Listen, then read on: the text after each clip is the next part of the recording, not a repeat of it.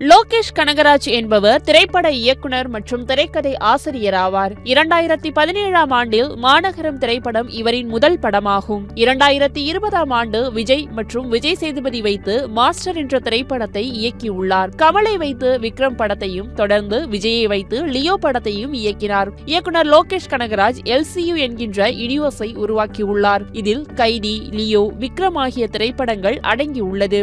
மேலும் தற்போது இந்த யூனிவர்ஸில் ராகவா லாரன்ஸின் பென்ஸ் திரைப்படமும் இணைந்துள்ளது.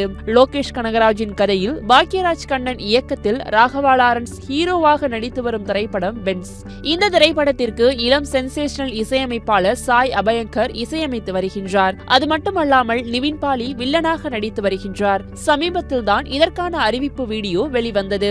இந்த நிலையில் பென்ஸ் திரைப்படத்தில் லியோ கனெக்ஷன் இருப்பதாக தகவல் வெளியாகியுள்ளது. அதன்படி லியோ திரைப்படத்தில் விஜயின் தங்கையாக நடித்த மடோனா செபஸ்டியன் பென்ஸ் திரைப்படத்தில் நடிக்க உள்ளார் என்றும் அதனால் லியோ கனெக்ஷன் பென்ஸ் திரைப்படத்தில் உள்ளது என்றும் கூறுகின்றனர். மேலும் இந்த திரைப்படத்தில் நடிகை சம்யுக்தா மேனன் நடித்து வருகின்றார் என்று ஏற்கனவே தகவல் வெளிவந்த நிலையில் தற்போது பிரியங்கா மோகனும் இணைந்துள்ளார் என்கின்றனர். ஆனால் இது எந்த அளவிற்கு உண்மையான தகவல் என்று தெரியவில்லை. இதை பொறுத்திருந்துதான் பார்க்க வேண்டும்.